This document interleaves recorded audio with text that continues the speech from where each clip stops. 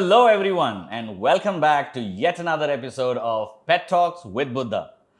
This time, we have a topic which is full of love, stress, a little bit of sadness.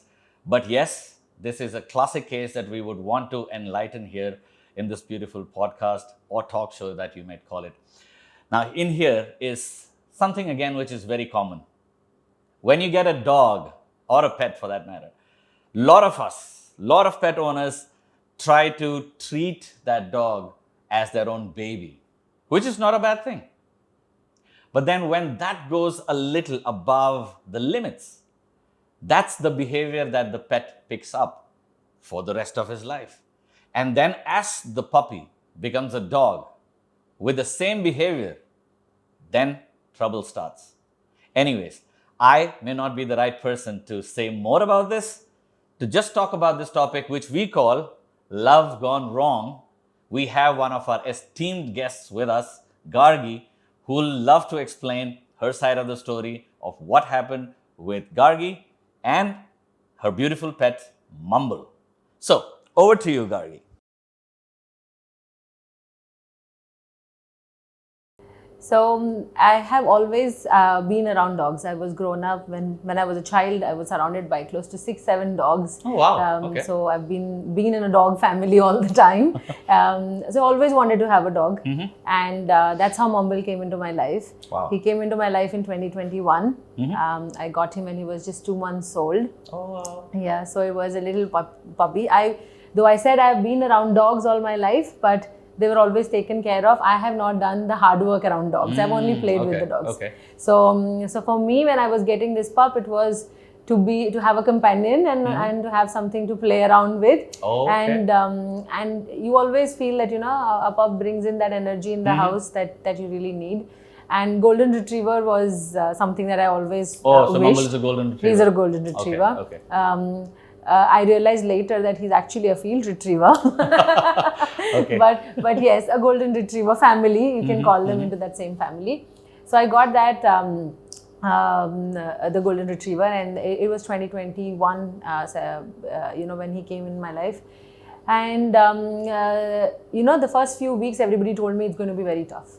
He's going to poop around, he's going to have all kind of stress of separation, etc. So you got to be the mom and be nice to the baby, all of that. So I did whatever research I could do on the net and speak to friends who had pups and dogs, or pets as such. And the first week was tough, obviously. I had sleepless nights, just like any new mom might have, because the baby is adjusting, you are adjusting in this. Little did I know that he was actually suffering with something, which I did not know. So we took like medically. Oh, so he was pooping, and there was blood stains in the poop, and once in a while those can be stress poops, but they can't be continuous for the week. Yeah. So we took him to a vet, gave him medication. The second week was okay. He started rejecting food, which is very unlike for a pup. Okay. Right, they usually want to eat more, and a golden retriever, labs, etc. They want to eat a lot more than they can. So it was very tough. And then finally we switched to another doctor because this was not the previous doctor was not available, and we realized that he had 3 kinds of parasites and an autoimmune condition. Okay. So that I'm shortening the story. It was actually a 2 months drama, but 2 months. 2 months back drama. and forth with the doctor. Back and forth with the doctor. I'm sure that's a financial stress as well, if I'm not wrong. It was crazy. It was crazy because Mumble went through a blood transfusion. He was admitted in the hospital for a good month. They took really good care of him. Okay. But yes, it was. And all this happening when Mumble is 2 months old. When he's 2 months old, and into the 3rd month. Okay. Into the 3rd month, and so he's physically a small size pup. Yeah. Also, and 3 months pup is physically weak as well. Absolutely. And going through so much of IVs and blood transfusion is itself a very painful thing, plus medication. So it was good 1.5 to 2 months of journey with the hospital back and forth. Yes, like you rightly mentioned, financially extremely taxing. And then there was no insurance. There was no pet insurance at that point in time. So now you they had to bear all of it. Bear all of it. It was cash payment. The doctors will always indicate, what kind of cost is Yeah, going to be. of course, yes. But then, of course, it's your baby. You can't send him back somewhere from where you got, right? Correct. So it's difficult. So it was financially very taxing, but by God's grace, Mumble recovered. Wow. And he came back strong. He's a strong boy. And I saw him after 1.5 months. I left him this small. He was this big when I saw him. Oh, wow. So Yeah. So and the first time that I saw him, the doctor let me feed him because he was not eaten at all. From, since the time I had got him with me, and that's how Mumble was fine. And then we took him home. Wow. So once back home, this is I think almost 4 months. 4 months. Yeah. So once back home, what change did you see? As in, was he? So Mumble was active, jumping, just like any other pup. I think he was trying to recover all the 3 months lost. So he was, he was jumping wherever he can jump, and that, and that of course had its other repercussions. Like you have to make child-proof rooms when you have a baby. You have to make a dog-proof room also. Otherwise, your sofas can be bitten, can be torn off, or things can happen if you have plants that try biting off leaves and get into the mud, etc. So those were continuous things, but I thought that's part of having a baby or a puppy. But of course it used to cause a lot of drama in the house and uncleanliness, and I have to be continuously around this. And because he was so sick, I was emotionally so I was over showering love on him. That he did not get this, let me do that. If he did not play, let me play with him. Like throwing balls or showing ropes, etc. So he started jumping now, and that became a thing with me, that the moment he saws me, he wants to jump. So but I continued to think it's part of play at that point in time, until he started really chewing my TV wires.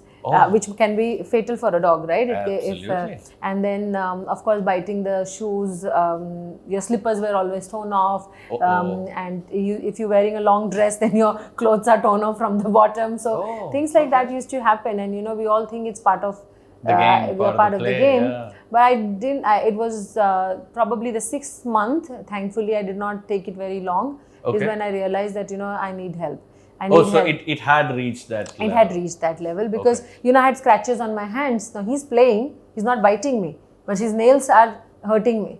And it was, or the sofa was having scratches of nails, etc.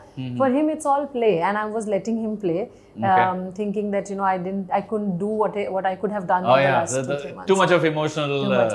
Okay, fair enough. My emotions on him. True that. Yeah. And then what happened? What was your next step? So the next step was, it was in the 6th month, I started reaching out on, checking on social media what type of trainings happen or on the net, etc. So there were, of course, a lot of those trainings, you try to imitate some of them and do, but then, you also know that it's not the reality, that...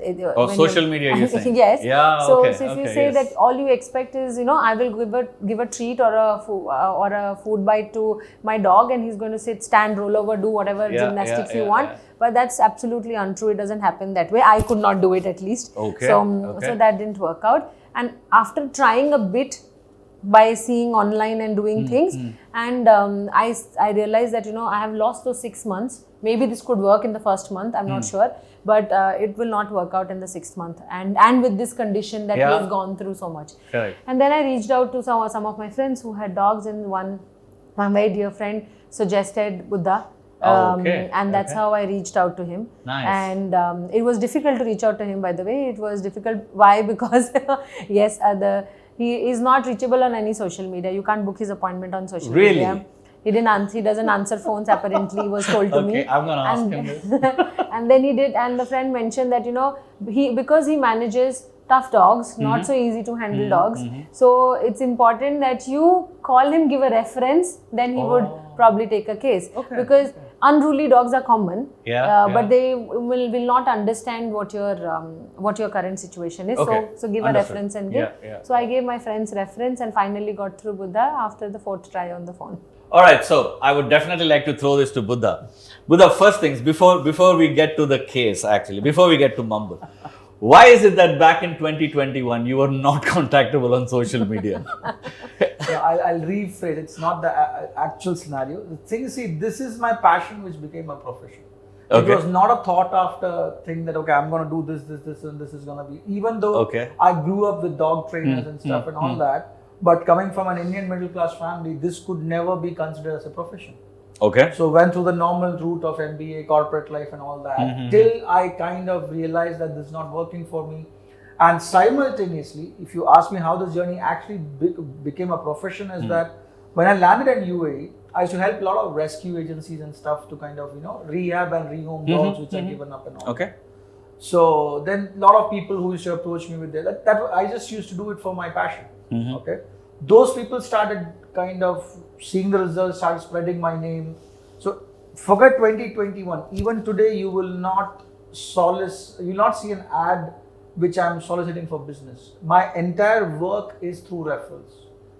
My entire client base, all is like people who have worked with me have referred me forward. So just taking that point back from Gargy, as in, is it like a mandate that, if someone approaches you, he has or she has to come through a referral? No, not exactly. Okay. So you can put in a message, but of course the thing is, I would love to respond to all these messages personally. Before taking a client, I would like to talk to them personally. Okay. I would want to explain the approach. It's not that you are sending a dog, I'll reprogram, put a new microchip and give it back. It doesn't work that way. If any people who tells me that, okay, I don't have time for work, I'll send my staff and all that, I would rather decline that session because it doesn't work that. My philosophy doesn't work that way. Have you declined or done Yes, this I've before? declined a lot of clients where they If say, the owner doesn't have time to spare for their pet, yes, you would rather decline. Yes, he can use his help to assist. Okay. But if somebody comes, no, sorry, Buddha, I will not be there. You work with my staff. I don't have time for this. Then so I would decline those cases because I would not be kind of That doesn't suit I'm not your comfortable. work It's not style. my philosophy. So I would rather say, why did you get a dog then? so that's my approach in that way. Okay. The thing, I whenever I go for sessions, number one thing which I tell people, I'm not here to tell you what you guys want to hear. I am telling you here that next 12 to 15 years, your relationship and your dog relationship be balanced. That's what I look at. So both are important part of it. My success is not going there and showing dog is behaving with me. My success is their dog behaving with them. Absolutely. So even after you go away from that dog, that dog Exactly. should still execute Exactly. that same behavior. Exactly. So Right. Nice. So holding on to that thought, let's come to our dear Mumble. As in, I'm sure this is 2021 we're talking about. You still might have faint memories of how did this whole journey start. Remember, I had the conversation and the first visit to her, I could see a desperate mom who's full of scratches. No, actually, there's a lot of facts which impressed me there was she's actually a vegetarian. Okay. And she took upon herself because she read that the dog needs meat and everything. So she used to actually, I don't know whether I should tell you this on camera, but she actually put the effort of cooking meat for the dog. That's dedication. So that's the amount of work which she was ready to put in. Only thing is she was never given the proper direction. Yeah. Okay. So she thought that she'll get this puppy and it will be a beautiful journey of her life. Initially it was a disaster in terms of health issues and stuff and all that. Then as that covered up, Mumble was Mumble. It's a field retriever, hyper energy, just behaving like a dog in the house, and which was causing distractions. So when you let a dog freely roam around the house without boundaries, you are inviting 3 problems immediately. Number 1, behavior issues. Okay. If it's a big dog, he can be either too friendly, jump and knock off people. Oops. Okay. He will not differentiate whether the person coming through the door is a friend or a person scared of dogs or something. He'll just go for everybody. Or he can go down the direction where he becomes ferociously dominant about the territory and start guarding the territory. Second is, he's a danger to himself and things in your house. Okay. For him, it's no expensive furniture, it's no books, no plans. He'll go for everything and anything. I was working with this husky a couple of years back. I told them don't leave the dog unsupervised. They were doing a barbecue. They just went inside to get some stuff. They came outside with a noise. Dog went and bit these spotlight wires. Yeah. He went and bit that. Got shocked. Luckily, nothing happened to the dog.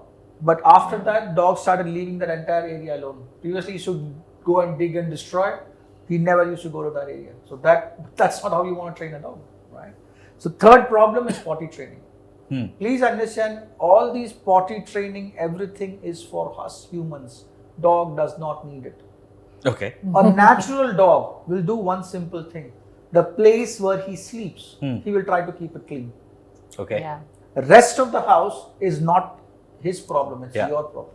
It's not So mine. like we teach a human kid, all this is part of taming, where you basically teach the dog how to become part of this lifestyle.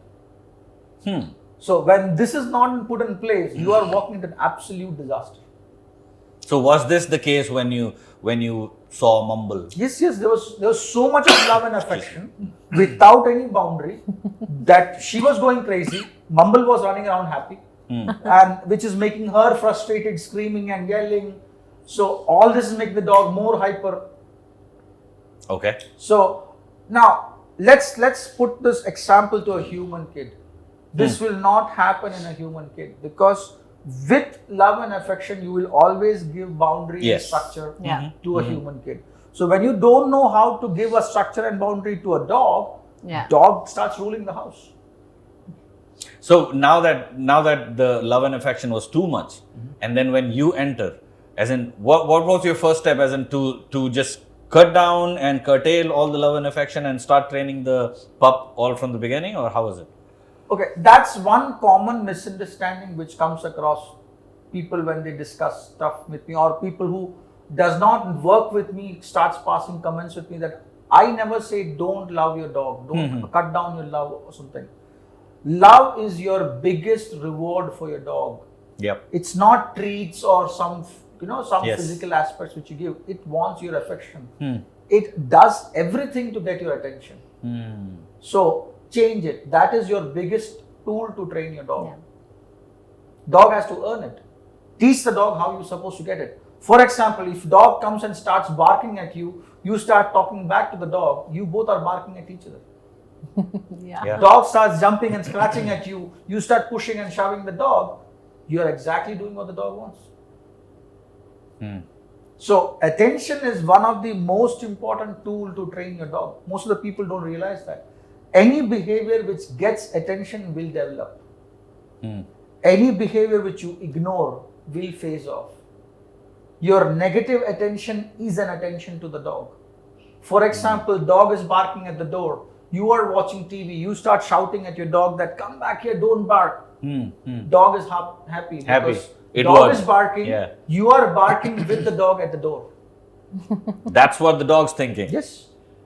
Wow. So this is fundamentals which we need to fix in. So when I went to her house, I remember she's really struggling, frustrated. Again, one of those parents who does not, giving up on the dog is not an option. Yeah. Of course. Yes. She was either thinking of changing the entire lifestyle for the dog, or this dog has to get fixed. Now the thing is, she always had dogs back home in India. So having a dog in India is an entirely different concept. Okay. Having a dog in UAE is an entirely different concept, because at that you were staying in a flat as such. So the thing is, in a flat, so in India, mostly bigger dogs are outside the house running around. Yes. Their job is to bark. We will have a problem if the dog doesn't bark. Right? Same, if you bring him to a UAE environment in a flat, you will have a problem if the dog barks. True. True. So it's the same different dog. Environment. Different environment. Rules, yes. This is exactly what taming. Taming is. It's your lifestyle. Dog has to be part of it. So first thing which I basically had to work with her to understand that don't change your lifestyle for your dog. Make him part of your lifestyle. That was the first drastic shift which she had to realize. Mumble was ruling her. Mumble was completely ruling her at that time. And second thing is, she had a lot of emotional, things which connected with the dog and stuff and all that. And there is a reason she got the dog. But unfortunately, she didn't connect her daily routines and life with the dog. Okay. This come to my second common problem which I faced. She was traveling so much. She was working hard. She was a single lady. working, kind of running through things day in and out. She did not have time for that dog actually. Okay. Which was basically frustrating her so much, on the verge of depression, that, oh, what did I walk into? Okay. And is that the reason too much of love was showered to the pup? Definitely. Yeah. Okay. See, the thing is, now I'm just don't want to point out, but this is a common thing which I kind of come across. A lot of people have emotional gaps inside them. You bring a pet to fill that. Yeah. But what you don't realize is that Mumble has nothing to do with it. Yeah. Absolutely. Yeah. Right? That's Just so be- straightforward. Yeah, because that's how it is. He has nothing to do with that. So with love and affection, if you don't guide him in a sense of direction, he will go crazy. Crazy, again, human word. He'll just be a dog. He'll be a wild dog in your house. Okay, yeah, crazy for us, but the dog is just being a dog. Yeah. Okay, so how did the metamorphosis happen? Rather? So initially, so we started working. I think couple of sessions in the house, which brought some changes. But the biggest hurdle was your traveling routine and stuff and all that. So I think during that time, dog ended up staying long time with me because she traveled, and then she got a help specifically to support her with the dog. Wow. That's how dedicated she is. So then we started working. All of them, us came together as a team. Still, what used to happen is she used to come back from vacation. For her, she wants to love and play with the dog. Yeah. So the dog is a different dog with me, a different dog with her. But the thing is, when she started realizing was when the dog started growing up and reaching that 25-30 kilo dog. Oh, this is not comfortable. Yeah.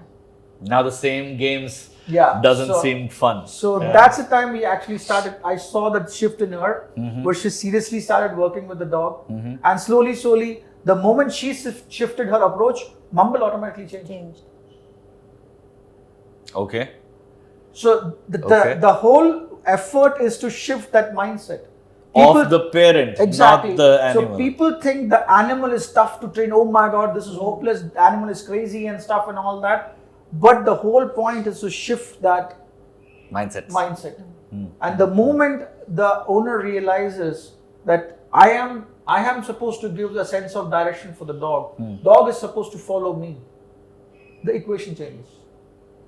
Otherwise, you are your playmate to your dog. You got your dog. Yes. You are playing with the dog. Yeah. You expect him to be a toy. So for him, you are a playmate. When you are a playmate, dog will never trust you. Dog will play with you. Dog will love with you. But he will never trust you. If he does not trust you, he will not follow you. Which in human terms, we try to define, oh, dog is not listening to me. No, so more playing doesn't build trust, you mean to say? No. If you're playing, if the dog is playing with you, dog is actually training you. Oops. Okay. As I said, play for an animal has a very important meaning in their life. Yeah. They basically are measuring the hierarchy. Who's bigger than whom? Yeah. Who's the boss? Okay. Fair enough. So was it a hindrance or a positive that, Mumble has been through a medical condition, now recovering? Was it easy or tough, keeping that in mind, to train or tame? See, this is where we get emotional with that topic. Yeah, of course. Mumble has nothing to do with it. I have dogs which are handicapped. So I have a dog which came to me which kind of got paralyzed hip down. The owner is totally kind of, destroyed. Like for him, it's that dog whose hip, the functioning below the hip doesn't below the hip doesn't function, is faster than lot of dogs which have 4 legs with me. He does not care that my legs don't work. He's happy. So they don't have the emotion of, oh my God, I am handicapped. That kind of I feeling. am living for the moment.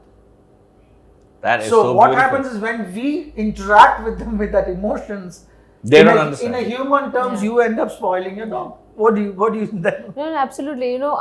We, like you mentioned, the transition that happened, couple of transitions that happened with Buddha was, number one, the day you expect him to come and train, any pet parent will think that Buddha is going to come and train the dog.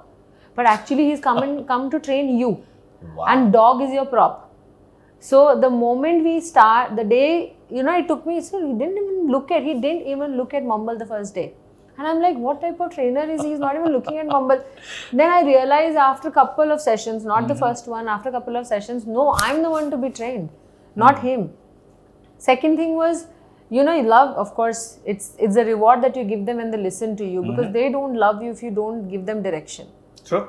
And I was directionless. I was not able to give that to Mumble. But love was too much. But love was too much. Yes. So it is blinded, right? So he went blind, I went blind, everything went crazy there. So these two things are very important, that you understand that they are not looking that you will cuddle them. And Mumble doesn't even like to cuddle, by the way. So he doesn't like that. But if you give him the direction, if he's given a job to do, he does that. Now he does that. But it was a havoc in the beginning. It took me a good 6-7 months to even realize that Mumble needs to be done like this. So, should be treated like this. So, so that is a very, it's a big myth that you think that, you give this treat, sit down, roll over, all of that. My boy is not there for circus, right? Correct. He's there to be with me. Yeah. So it's important that I give him the right direction, and that's what I learned the most. Right. Buddha, just a question, like in the entire, your sessions with Mumble and Gargy, if I have to rate it 1 to 10, how much did you spend time with Gargy versus how much time did you spend with Mumble? Mumble never had a problem. 20% with Mumble. 80% was, Yeah. really? Yeah. Mumble was fine.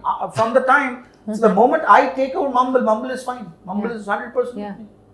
Yeah, absolutely. I didn't have it's any magic. So people misunderstand this as Buddha magic. No, it's not Buddha magic. It's giving an animal a clear direction. Animal is happy. Yeah. Now, something which told me, which I kind of try to spread an awareness, hugging a dog.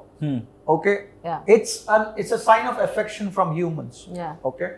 But please understand, a genetic behavior from a dog, anything around their neck and the head is dominance. Oh. So if you don't know the dog, don't try to Yeah. go and hug the dog, touch the head. No. No. Let the dog come to you and interact. It understands after interacting with humans that, oh, humans hug. It's basically an acquired behavior. Okay. In a natural world, no dog will go and interact face first. Yeah. They basically interact by sniffing their behind first. I'm doing a general note, there's a Yeah. lot of variations to it.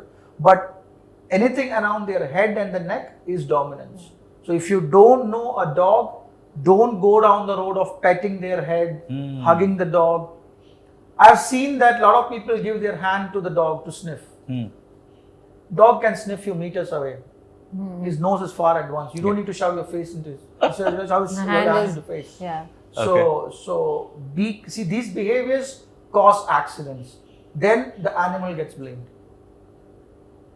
Animal is just trying to be an animal. Yeah. Animal is just. How will you feel if I shove my hand on your face? I will not like it. True. Yeah. So when Same you as the do case. that, and if some animals gets used to it because they have come across this behavior a lot of times, so they know the pattern, right? But an animal which does not know the pattern, you do the same thing, you might get bitten. See, on social media, you'll see that there are so many people, and their dogs are very well trained or have seen this pattern several times. You give them a treat or something, they'll come even take a selfie with you or keep your head near this thing. But I have tried that with Mumble, none of that works, or with any dog. So this is you have to be very sure if your dog really likes it or not. Also, Right. I'm not sure if, like you mentioned, that dogs don't like to cuddle or they don't, because that's not a human Acquired behavior. behavior. It's an acquired behavior. And if it doesn't happen, you should not force it. You might get beaten up for all you know. true that. What I'm saying is, I just want to clarify, it's not your dog. I'm Yeah. saying when you meet a stranger dog, true. Yeah, dogs yeah. don't know. Don't do these Don't do things that with the things. dog. Yeah. Okay, your dog knows you. You know how to handle the Yeah. dog and simple. Yeah. Then these tricks and training, which looks very cute on Instagram, there's a huge amount of time and effort that has gone for into that it. training. Absolutely. Yes. Right? And you don't have it, then don't do it. Yeah. It's fine. And I think social media is just a 30-second or a 1-minute clip that Yeah. you're watching. As you rightly said, you never know what happened before that video was shot and what happened after that video was shot. It's just the good things that they shoot, and that's what's flooding the internet. So there is only so much that you can pick up. Pick Yeah. up from. It's not all false. It's just that it needs a lot of hard work. True that. And uneducated pet parents like me will think that, okay, this is how it will happen immediately in 30 seconds. It is Yeah, not 30 yeah, seconds. yeah. It's maybe a 2-3 years job Absolutely. to happen. No, commonly when people meet Joy, does he talk? he's a parrot. Why should he talk? It's very offending for me when people ask me, does he talk? I tell he's a parrot. Why are you expecting him to talk? He's not supposed to. Yeah. Not supposed to talk. So I don't want to do circus training with him for making yes, him talk. yes. No, I'm not looking for that. Yeah. Joy, you're there on camera. Oh, All it right. was With fun. that, I would come back to Gargy, saying that after the session was over, after he spent 20% of his effort on him and 80% on you, what was the most significant change that you found in Mumble? What made your life a great in terms of ease after that? See, logistically, a lot of change, things happen. Mm-hmm. Of course, like he obeys to, or my, if I tell him to sit, if I tell him to walk, he obeys whatever I say. Okay. So that is the first thing that happened. Earlier, he used to pull my leash or something. Now he walks behind me, walks with me. Okay. There's no pulling, pushing. I was, mentioning earlier, he used to do all of those things. But no, none of that. The most interesting and the most beautiful thing that happened is if he has really got the right direction from me, he looks into my eyes. Oh, wow. Okay. And that is the dream goal for any pet parent. Wow. And this Probably. never used to happen before. No, never, Okay. never ever. It not necessarily, it always happens throughout even today. Mhm. It's a hard work. I have to still work on Mumble. Okay. If you think that you send him to Buddha and he comes fixed and then your life is good, it is not like that. You have to continuously do it. I still have my own lifestyle. I will still have my ups and downs. But what I do is at least try to maintain as much True. as I have learned Yep. on him. And I can see if I go wrong, he goes wrong. And you can fix it because it's a continuous process. It's a journey, You can yeah. fix it, but if there is a perception that you send him to Buddha and he comes back all sorted, he will be sorted there. But it doesn't end there. It doesn't end there. Okay. So, Great. so that was a rewarding thing for me, and but it is a continuous work, and I have to continue working on him as long as it has. Which you will most Yeah. most lovely do it, right? Yes, Who there's most no giving lovingly up. do it, I would say. That's cool. Thank you so much for sharing. It's something that we've not spoken before. Love gone wrong is something that happens most of the times when people. I will now happily say that when people mistake their pets to be their babies and too much of love with no boundaries, So thank you so much for sharing with that. And so with that, I would like to mention to all the pet owners, loving your pet is not the problem. Loving your pet too much is also not the problem. As Buddha rightly says, too much of love and affection with no boundaries, no guidelines, that might take a toll when the pet becomes a dog or a pup becomes a dog. So keeping that in mind, all your suggestions are always open. Please get back to us if you have something specific for us to speak about. And we will be back with another guest with another story next week. Till then, stay tuned. Have a beautiful relationship with your pet.